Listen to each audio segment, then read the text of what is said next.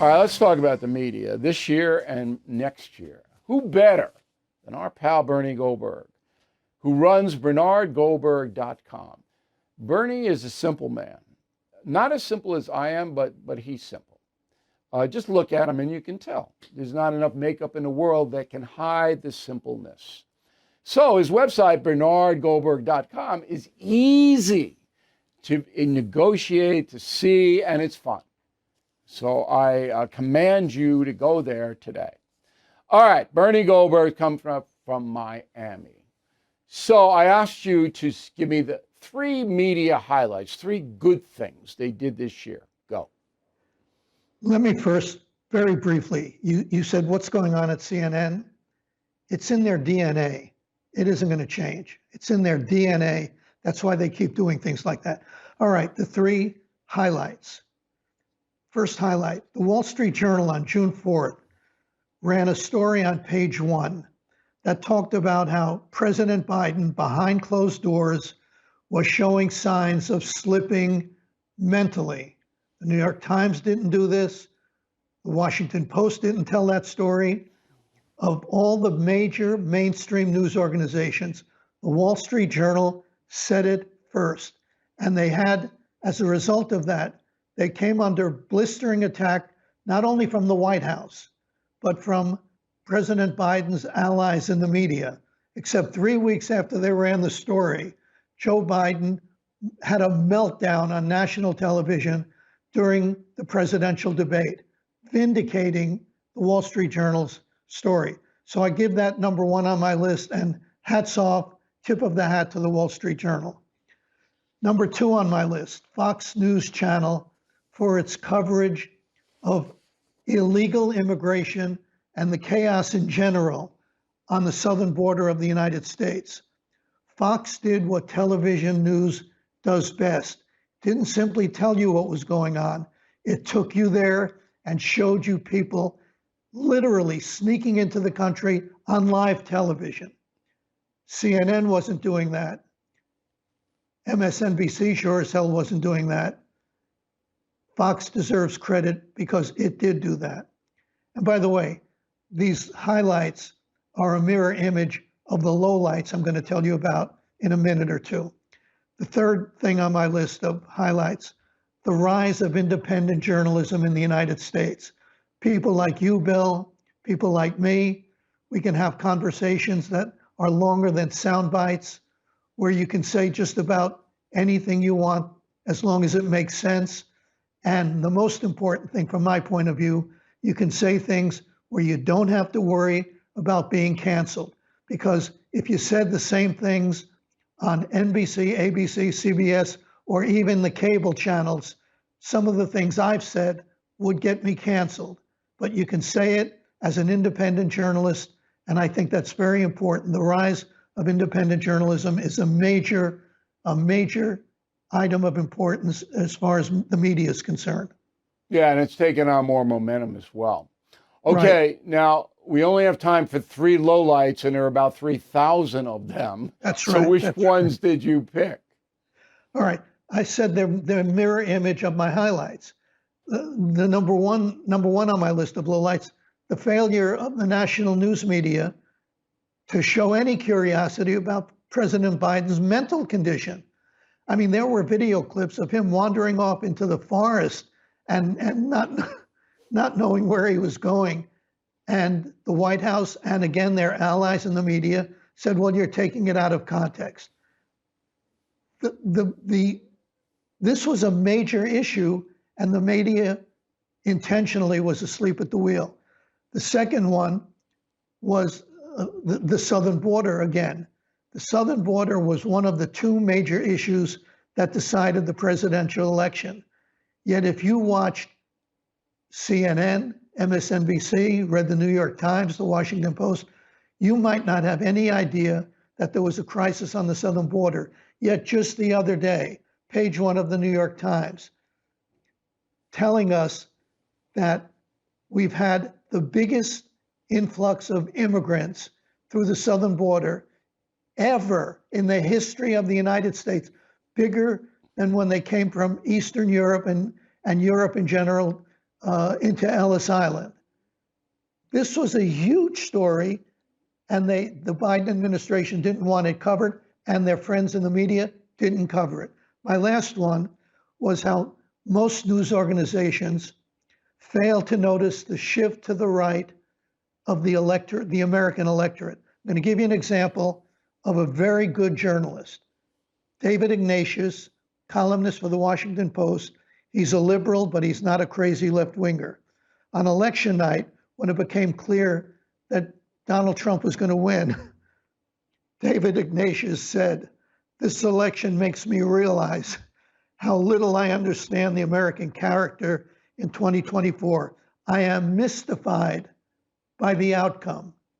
This is a smart guy, and he's mystified by the outcome, which prompted me to write on my website that David Ignatius, a bright guy, knows more about what's going on in outer Mongolia than what's going on in middle America. Yeah, because they live in bubbles.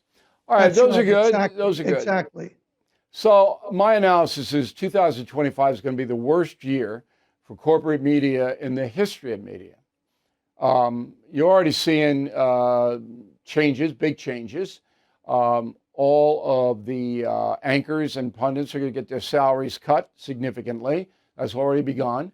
A lot of them have been furloughed. That's a polite word for fired. Chris Wallace, first one to go. And that's going to continue, as is the decline in audience.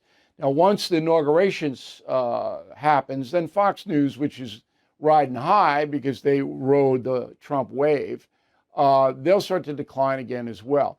Primarily because most of these network and cable news outfits are boring. They're repetitive. Exactly. They got a panel of 5, 6 people. You don't know who the people are. You forget what they say 30 seconds after they say it. It's meaningless. Not only are they corrupt, rooting for Biden, covering for the liberals, all of that, but they're boring. And that's why this whole thing is going to collapse in 25. I think you're right. Now, I'm with Yogi Berra, who said predictions are hard, especially when they're about the future. But this one, I'll go so far as to predict that the decline in mainstream media is going to continue in 2025. The 3 major TV networks, ABC, NBC, and CBS, they've been in decline for decades, and they are an idea whose time has come and is gone. They're finished. They are gone. Cable news isn't far behind. CNN, I'm with you. I don't know what's going to happen with CNN. MSNBC has been spun off by its parent company, and they may turn out to be, who knows? I have no idea if they're going to exist next year. Fox is doing well and will continue to do relatively well, but the future, Bill, is in independent journalism. People, you know what the average age of the Fox viewer is? 69 years old. Yeah. And network news is the same.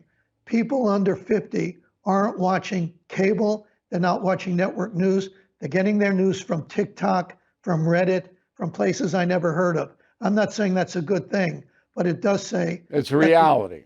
It's the reality. That's why we're on YouTube. That's why the No Spin News is on YouTube, and we've increased our audience tenfold. All right, so I hope you have a happy Hanukkah, and it will be happy for Mr. Goldberg if everyone goes to bernardgoldberg.com. I'd appreciate that. Yeah, it brings Bernie joy. All right, it's a charitable thing that we're doing here to go to the website. And in this season of Christmas and Hanukkah, I mean, come on. How about that? That's a pretty good pitch, right? You're killing me. We appreciate it. We're going to check in early in next year with you, Bernie, and you have a good one. Best of the family, okay? I'll see you at Joe's. I'll see you at Joe's, I hope. Yeah, Joe's is a crab place, stone crabs in Miami that Bernie and I hang with, and then we get ejected when we get rowdy. New study by the Media Research Center, very conservative group. So you need to know that up top. So they looked at the NBC, ABC, CBS nightly news coverage of Trump's picks for cabinet heads. All right, that's what they looked at. Specifically, Hegseth, Tulsi Gabbard, and Kash Patel. And they examined it. And they came up with this number. 96% of all the network coverage, 3 networks, was negative on those 3 individuals. Anybody surprised? No, because the culture of the network news will never change. Even though they've been defeated, humiliated, Stephanopoulos ABC has to pay $16 million, CBS 60 Minutes being sued by Trump because of the alleged interview with Kamala Harris, that they misedited it, and the ratings are going down everywhere. They're not going to change because almost everybody inside those organizations are left or far left. Now, the corporations are panicking. The front page in the New York Post today, it's got Stephanopoulos. It's embarrassing. And Bob Iger, the head of Disney, made them settle the case. I hear because there was emails between Stephanopoulos and producers at ABC, and a producer said to Stephanopoulos, don't say that Trump raped that woman. And Stephanopoulos said it anyway. That shows malice. If you could produce those emails, which ABC would have to do. That's what I'm hearing. Can I confirm it to be true? I can't. I haven't seen the emails. But it comes from a very reliable source. It's an anonymous source. So I can't go and tell you it's a fact. But there was a reason that ABC Disney settled that case, because they would have been thoroughly embarrassed. George Stephanopoulos is the poster boy for the left wing embedded into the news organizations at the network level. He's a poster boy. He worked for Clinton. He was Clinton's top guy. He's not a journalist. I have nothing against George. I've known him for years. Treated me okay. I mean, not great, but he was, but this is ridiculous. So 96% of the coverage on Hegseth, Gabbard, and Patel was negative. That's what we got in America. Matt Gaetz. So I thought I would have the ethics report now. It's going to come out any time. It's going to be hateful toward Gaetz. I feel bad for Gaetz. I don't like Gaetz. I thought he's a very destructive congressman. I think he's a showboat. I don't think he's looking out for you. Could be wrong, but I'm not. And Gaetz made a lot of enemies, a lot. And that's why this is all happening. But it's not really fair. He's not in Congress anymore. They don't have to release this. It's going to make him look bad. It's going to hurt his family. It's Christmas. I wouldn't do it. This is one of the most fascinating legal cases we have had in America the last 20 years. Listen to this. TikTok, huge among younger Americans, enormous. I've never been on it. I don't even know how to get on it. But it's short videos, all right? And everybody's on TikTok. It's owned by the Chinese company. Chinese companies are not independent. The government of China runs all the companies. That's communism. Okay. TikTok is huge in America, enormous. Now, Biden signed a law that says if the Chinese don't put TikTok up for sale by January 19th, federal government's going to ban it. No more TikTok. Coming up fast. So either put it up for sale or you're vapor. Biden signed it. Now, Supreme Court is going to hear this case on January 10th because it pits free expression, TikTok, free expression, against national security. Because once you go on TikTok, the Chinese have your information. Once you go on any website, they have your information. Just something pops up on your dopey machine here, and right before airtime, something popped up on mine, just delete it. Don't look at it. If you don't know what it is, gone. Okay. So the Supreme Court has to decide whether the First Amendment overrides the security concerns. I can't call that. But I think what's going to happen is the Supreme Court's going to stay Biden's order. And they're going to throw it back to the lower courts for more analysis. That's what I think is going to happen. But this is big. Okay. I don't have anything else on the drones for you. I wish I did. So outrageous. Isn't it outrageous, the Biden administration? They got to know what it is by now. And then will tell us. Ooh, I'm so glad they're going to be out of there, aren't you? Oh. All right. This is a great story. So 70 miles northwest of New York City is a place called Scotchtown, New York. So a guy goes out in his front yard and he's rooting around in his bushes and he finds 2 giant teeth. And then he starts to dig and he gets 2 more teeth. And then he starts to dig and he gets a skull. And it's a mastodon. A mastodon became extinct 13,000 years ago. It's kind of like a giant elephant with dinosaur qualities or something. And it weighs 6 tons. So it needs to see, the mastodon, if it were alive today, would have to see Marie Osmond right away. Big animal, all right? So this guy on his front lawn is this big skull, this mastodon, and he gets it. What's it worth? About 10 grand. Because there are dinosaur collectors who pay him about 10. There have been a couple of others discovered, and that's the ballpark. Fascinating story. All right, San Diego, one of my favorite places, but it has gone increasingly left in recent years. Okay, so San Diego County, the executive there is a woman named Ebony Shelton. All right, she is the power in San Diego County. And she says yesterday that she is not going to obey Homeland Security even when criminal undocumented migrants are involved. Not going to obey. So she's setting up a sanctuary county and says to the federal government, blank you. I'm not going to cooperate with you on any level. Nothing. I will say it again. I'm the president. I call Pam Bondi.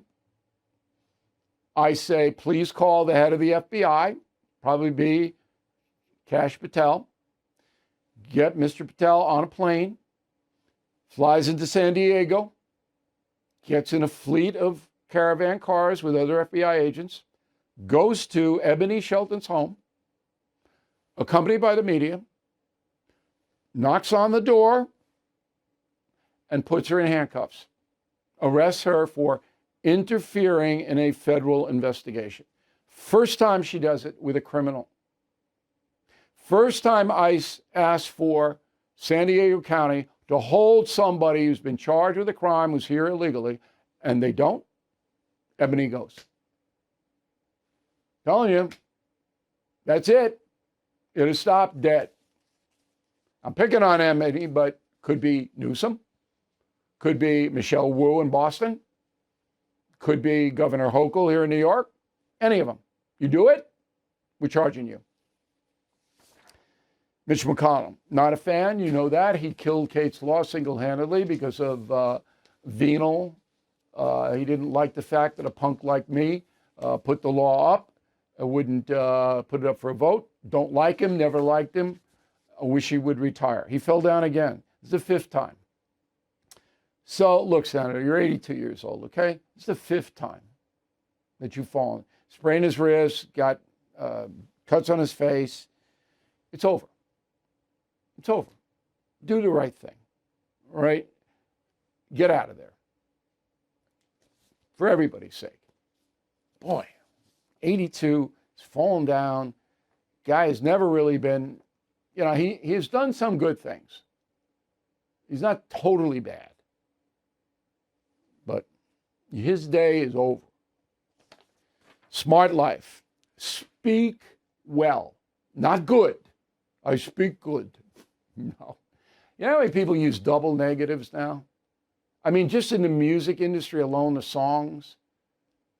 I don't got no. If you speak well, you will earn more money, command more respect, and get things done a lot quicker. Just the way you speak sends a message, okay?